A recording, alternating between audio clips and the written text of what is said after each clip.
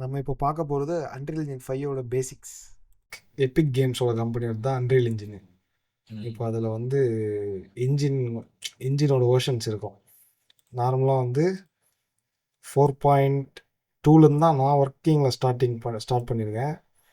அதுக்கு முன்னாடியே நிறைய வெர்ஷன்ஸ் இருக்குது. இதெல்லாம் வந்து டெஸ்ட் வெர்ஷன்ஸ் நிறையா கொடுத்துருக்காங்க. அதெல்லாம் கூட எடுத்து யூஸ் பண்ணி கூட இப்போ டெஸ்ட் பண்ணுறாங்க. இப்போ லேட்டஸ்ட்டாக வந்தது 5.4, அதுதான் லேட்டஸ்ட்டாக வந்திருக்கு. அதை வந்து நம்ம ஓப்பன் பண்ணுறோம்.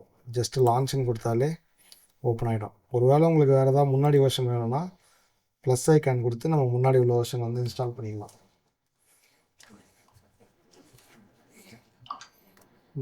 போட்டு இப்போ வந்து இதுதான் போட்டே பேசினா தானே உனக்கு கேட்கும். எனக்கு கேட்க வேண்டாம். இப்போ கேம்ஸ் கிளிக் பண்ணுமா? ஒரு நம்மளோட டிபெண்டன்சி பொறுத்து தான். டிபெண்டன்சி வந்து ஃபிலிம் வீடியோன்னு அவங்க எல்லாமே 4 கேட்டகரியாக பிரித்து வச்சுருக்காங்க. ஸோ எந்த மாதிரியான எஃபெக்ட்ஸ் நம்ம பண்ண போகிறோமோ அதுக்கேற்ற மாதிரியான இது வந்து இருக்கும். கேம்ஸ்னால் கேம்ஸ் இருக்கும். கேம்ஸில் வந்து first person game, third person game, மேலேருந்து பார்த்து விளாட்ற மாதிரியான கேம்ஸு, ஏஆருக்கு நிறையா இருக்குது, விஆருக்கு இருக்குது, வெஹிக்கிள் ஜிடிஏ மாதிரி அந்த இன்ட்ராக்ஷன் கேமும் இருக்குது. ஓட்டுறது மட்டும் கார் ரேஸ் கேம் அதை ரெடி பண்ணுறதுக்கு இருக்குது. ஃபிலிம்ஸில் பார்த்தீங்கன்னா விர்ச்சுவல் ப்ரொடக்ஷன் இருக்குது, டிஎம்எக்ஸ்னு ஒன்று இருக்குது. இதெல்லாம் தான் அந்த ஸ்டேஜ் ஷோஸ் கான்சர்ட்ஸ்லாம் பண்ணுவாங்க. அனிருத் அந்த கான்சர்ட்லாம் பண்ணுவாங்க. இன் கேமரா எஃபெக்ட்ஸ் வந்து இதுலேயே ஒரு க்ரீன் ஸ்க்ரீன் கொடுத்துருப்பாங்க. ஸோ நம்ம அந்த இடத்துல ரீப்ளேஸ் பண்ணிவிட்டு நம்ம கேரக்டர் க்ரீன் ஸ்க்ரீனை வச்சோன்னா என்விரான்மெண்ட் நம்ம எப்படி வேணால் ரெடி பண்ணிக்கலாம். இதோட பேசிக் ஸ்ட்ரக்சர் எப்படின்னா எல்லாமே என்விரான்மெண்ட் பேஸ் பண்ணி தான் இருக்கும். அன்ரியல் இன்ஜின் வந்து விஎஃப்எக்ஸில் அதிகமாக யூஸ் பண்ணுறது வந்து என்விரான்மெண்ட் தான் அதிகமாக இதில் க்ரியேட் பண்ணுறதுக்கு தான் அவங்களோட பிளானிங்காக இருக்கும். ஏன்னா ரியல் டைம் நமக்கு. ஸோ வந்து ஒரு லைட்டிங் வந்து நம்ம சேஞ்ச் பண்ணுறோன்னா கூட அது நம்மளால் ரியல் டைமில் பார்க்க முடியும். ஒரு ஷேடோஸ் வந்து நமக்கு உடனே ரியலாகவே காட்டும். ஸோ அதுக்கு தான் நம்ம வந்து சும்மா ஜஸ்ட் இன்றைக்கி பேசிக்ஸ் மட்டும் பார்ப்போம். கேம்ஸ்குள்ளே வந்து பிளாங்க்னு ஒன்று இருக்கும். எப்போவுமே நான் தான் ப்ரிஃபர் பண்ணுவேன். அதிலேருந்து தான் நான் தேவையானதை மட்டும்தான் உள்ளே வச்சுப்பேன், ரொம்ப லிமிட்டடாக. இதெல்லாம் போட்டிங்கன்னா இதில் இருக்கிறதெல்லாம் வரும். உள்ளே வந்துச்சுன்னா அது நமக்கு நேவிகேட் பண்ணுறது கொஞ்சம் கஷ்டமாக இருக்கும். ஸோ வந்து பிளாங்க்கில் இருக்கும்போது நம்ம ப்ராஜெக்ட் நம்ம இம்போர்ட் பண்ணுறது மட்டும்தான் உள்ளே இருக்கும். ஸோ அதை வச்சு வந்து நம்ம கரெக்டாக ஒர்க் பண்ணும்போது நமக்கு குழம்பாமல் ஈஸியாக இருக்கும். ஸோ வந்து இது எங்கே சேவ் பண்ணணும்னு கேட்குது. நான் ஜஸ்ட் ஒரு பார்த்து கொடுத்துட்டு டியூட் அப்படின்னு ஒரு பார்த்து கொடுத்துட்டு அதில் வந்து சீரீஸ் 1 அப்படின்னு போடுறேன். ஃபஸ்ட்டு வீடியோன்றதுனால அது ஓப்பன் ஆகும்.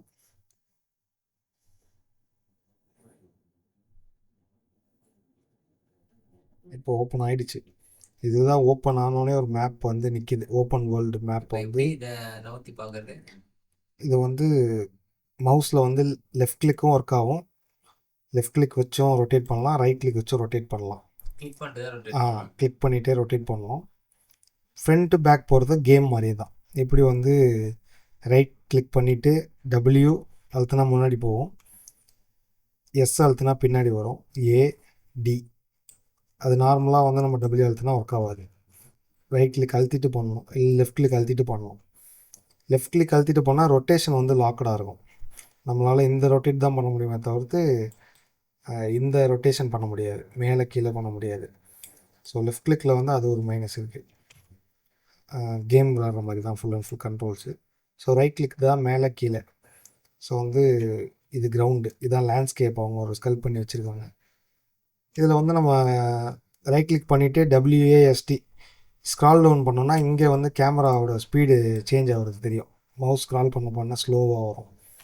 ஸோ நம்ம இங்கே வந்து ஒரு கேரக்டர் இருக்காங்க, அதை சுற்றி நம்ம ஒர்க் பண்ணிகிட்டு இருக்கோம் என்விரான்மெண்ட்டில் அப்படின்னா அப்படி ஸ்க்ரால் டவுன் பண்ணி 0.1 ஸ்பீடில் இருக்கும்போது அதை சுற்றி கொஞ்சம் பொறுமையாக மூவ் ஆகும்.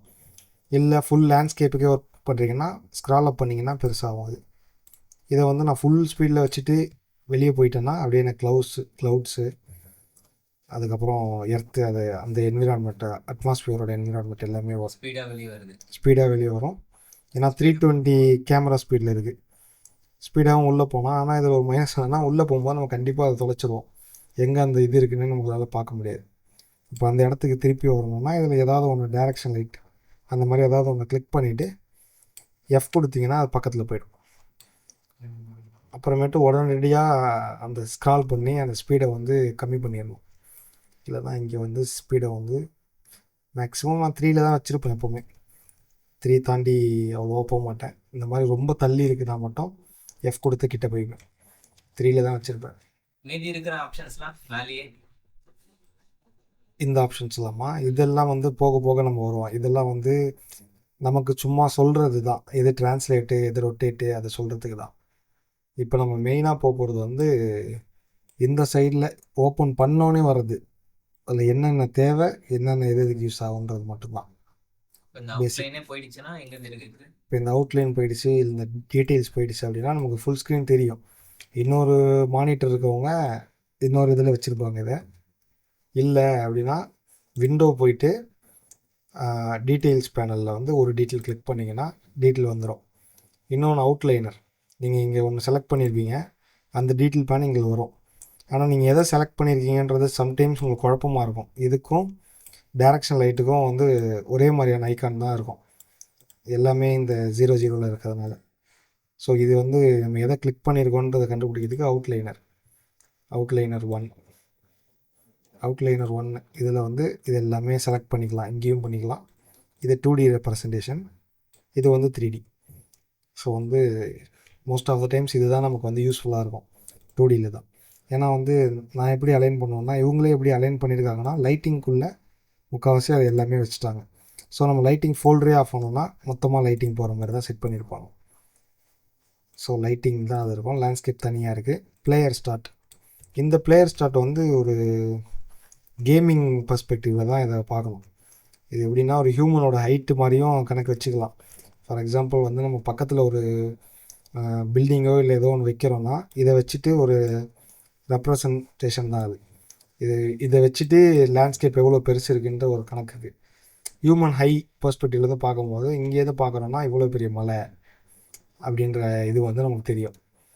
அதுக்கு தான் இந்த பிளேயர் ஸ்டார்ட் கொடுத்துருப்பாங்க. அதே மாதிரி இந்த கேம் என்ஜின்றதுனால இதை பிளேன்னு கொடுத்தோன்னா கேம் மாதிரியே ஒர்க் ஆக ஆரம்பிச்சிடும். இது கேம் மாதிரியே ஒர்க் ஆகிடும்.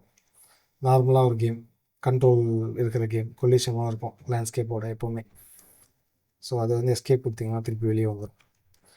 ஸோ அதுக்கு தான் இந்த பிளேயர் ஸ்டார்ட். இந்த பிளேயர் ஸ்டார்ட் எங்கே இருக்கோ அங்கேருந்து தான் கேம் ஸ்டார்ட் ஆகும். இப்போ நான் இவ்வளோ தூக்கி மேலே வச்சுட்டேன், இப்போ நான் ப்ளே கொடுக்குறேன்னா எனக்கு வந்து கேம் அது எங்கே இருந்ததோ அந்த இடத்துல தான் ஸ்டார்ட் ஆகும். ஸோ அது ஒரு கரெக்டான நல்ல பாயிண்ட்.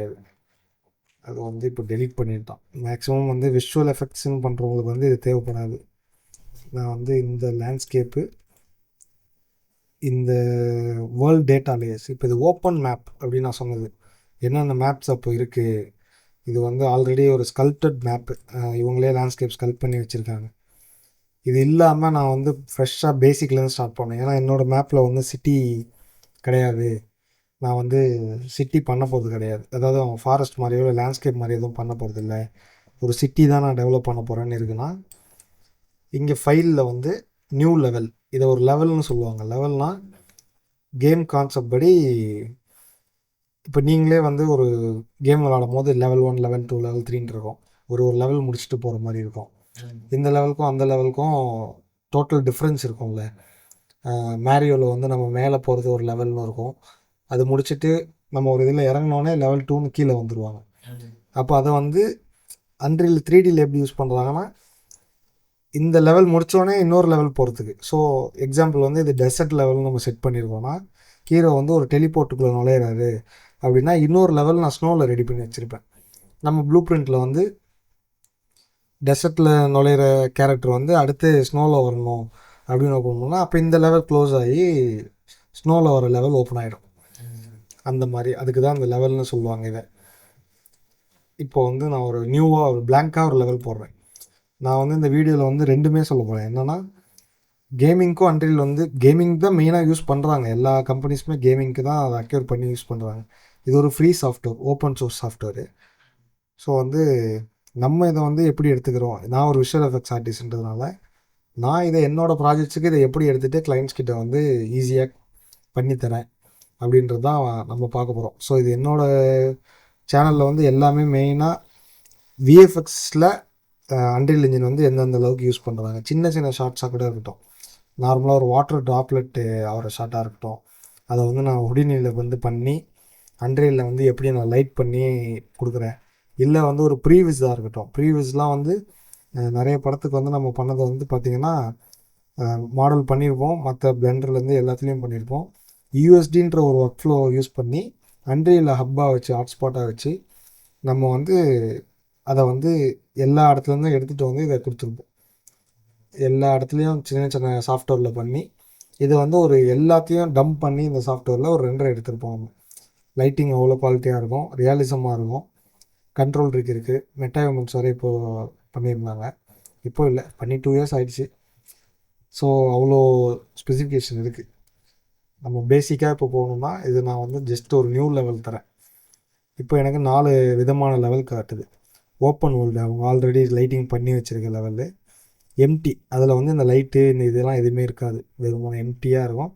ஓப்பன் வேர்ல்டு பேசிக்கும் ஓப்பனுக்கும் என்ன டிஃப்ரெண்ட், ஓப்பன் வேர்ல்டுக்கு என்ன டிஃப்ரெண்ட் அப்படின்னு பார்த்தீங்கன்னா, பேசிக் லெவலில் பார்த்தீங்கன்னா நம்மளால் வந்து இவ்வளோ மேலே போனாலும் நமக்கு இங்கே ஒரு லேண்ட்ஸ்கேப் இருக்குது அப்படின்றது இங்கே வரைக்கும் பார்க்கும்போது நமக்கு தெரியுது. அதை தாண்டியும் போயிட்டே இருக்குது. இப்போ இந்த லெவல் வந்து ஓப்பன் வேர்ல்டு, இந்த நியூ லெவல் வந்து நம்ம அடுத்த வீடியோவில் பார்ப்போம். இது வரைக்கும் இதில் பேசிக் வந்து பார்த்திங்கன்னா இவ்வளோ தான். இது எப்படி கண்ட்ரோல் பண்ணுறது, இங்கே இருக்கிற என்னென்ன ஆப்ஷன்ஸு, இந்த இதையும் நான் வந்து அடுத்த லெவலில் சேர்த்து சொல்கிறேன். இது இன்டர்ஃபேஸில் வந்து அவ்வளோதான் இருக்குது இப்போதைக்கு நமக்கு.